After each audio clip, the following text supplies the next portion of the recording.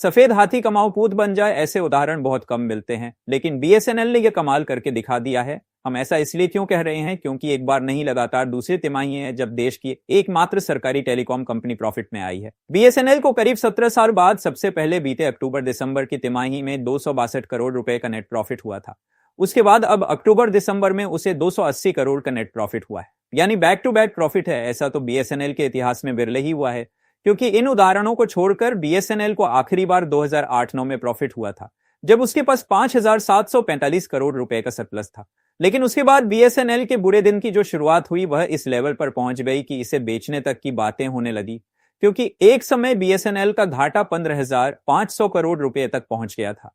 इन आंकड़ों से दो सवाल उठते हैं। पहला यह कि भारत का कमाऊ पूत कैसे सफेद हाथी बना, और दूसरा कि ऐसा क्या हुआ कि सफेद हाथी जो मरणासन्न स्थिति में पहुंच गया था वह कैसे रिवाइव होकर फिर से कमाऊ पूत बनने लगा है। बीएसएनएल एक समय भारत सरकार की सबसे ज्यादा कमाई करने वाली सरकारी कंपनी थी।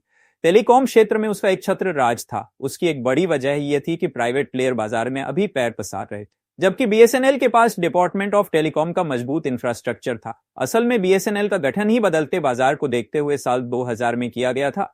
उसे साल 2001 में 6,312 करोड़ रुपए का नेट प्रॉफिट हुआ था। इसके बाद कंपनी ने 10,183 करोड़ रुपए का मुनाफा कमाया, और यह कंपनी का उस वक्त तक का सबसे अधिक मुनाफा था। लेकिन जैसे जैसे बाजार में Airtel, Hutch, Tata Indicom, MTS, Uninor जैसे कंपनियों की एंट्री हुई, बीएसएनएल अपने सरकारीपन के कारण बाजार में पिछड़ती गई और 2009-10 में पहली बार घाटा हुआ। इसके बाद जो घाटे का सिलसिला शुरू हुआ वह 15,000 करोड़ को पार कर दिया। आलम यह था कि 14 जून 2019 को कंपनी को सरकार को पत्र लिखकर बताना पड़ा कि कर्मचारियों को जून का वेतन देना भी मुश्किल है। अगर सरकार की तरफ से कोई आर्थिक मदद नहीं मिलती है तो कामकाज जारी रखना भी मुश्किल हो जाएगा। बीएसएनएल के धराशायी होने की वजह उस दौर की सरकारी नीतियां थी। लेखक को बीएसएनएल के एक पूर्व सीएमडी ने बताया था कि बीएसएनएल कभी प्रोफेशनल कंपनी के रूप में काम ही नहीं कर पाई। उस दौर में कंपनी के बोर्ड ऑफ डायरेक्टर के पास स्वतंत्र अधिकार नहीं थे। ऐसे दौर में जब फटाफट फैसले लिए जाते हैं, कंपनी को एक उपकरण खरीदने के लिए लाल फीताशाही से गुजरना पड़ता था।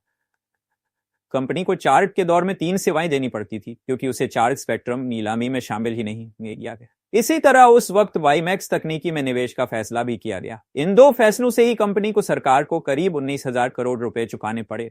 उसके बाद से कंपनी कभी संभल ही नहीं पाई। यही नहीं, कंपनी में लाल फीताशाही ऐसी थी कि सभी कामों के लिए टेंडर जारी करना पड़ता था। उस दौर में उसे कोर्ट कचहरी के भी चक्कर खूब काटने पड़े। जब भी कोई टेंडर जारी किया जाता तो मामला कोर्ट तक पहुंच जाता था। इस वजह से 2005-6 से लेकर अक्टूबर 2011 तक कंपनी कोई टेंडर ही नहीं आवंटित कर पाई, जिसका सीधा असर कंपनी की सर्विस क्वालिटी पर पड़ा। इसके अलावा कर्मचारियों की संख्या और उनका वेतन भी कंपनी पर भारी पड़ा। असल में बीएसएनएल गठन के समय यह सोचा नहीं गया कि उसे कितने कर्मचारियों की जरूरत पड़ेगी, और उस पर दूरसंचार विभाग के तहत आने वाले 4 लाख से ज्यादा कर्मचारी बीएसएनएल के कर्मचारी बना दिए गए।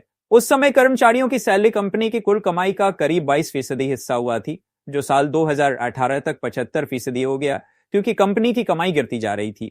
बीएसएनएल के रिवाइवल के लिए मोदी सरकार ने सबसे पहले कर्मचारियों की संख्या में कटौती करने की रणनीति पर फोकस किया। इसके लिए साल सरकार ने बीएसएनएल और एमटीएनएल के लिए रिवाइवल पैकेज मंजूर किया, जिसमें एक स्वैच्छिक सेवानिवृत्ति योजना भी शामिल थी। इस योजना के तहत 93,000 से अधिक कर्मचारियों ने बीआरएस लिया। इसके बाद की सरकार ने 2 और रिवाइवल पैकेज जारी किए।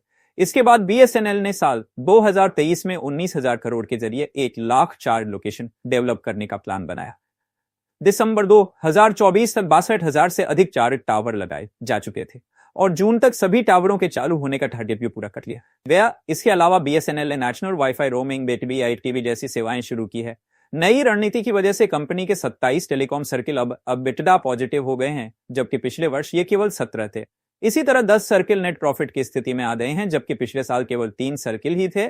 इसी तरह बीएसएनएल ने केवल कमाई बढ़ाई, बल्कि खर्चों पर भी सख्ती से कंट्रोल किया। इसके साथ ही इस वर्ष कंपनी ने अब तक का सबसे बड़ा कैपिटल इन्वेस्टमेंट किया है। इसके अलावा एसेट मोनेटाइजेशन से करीब कमाई बढ़ी है। इन कदमों का असर अब कंपनी के रिवाइवल पर दिख रहा है। साफ है कि बीएसएनएल अब प्रोफेशनल कंपनी के रूप में काम कर रही है, और अगर वह इसी राह पर चली तो वह अपने मजबूत विरासत से प्राइवेट कंपनियों की भी बड़ी टक्कर दे सकेगी।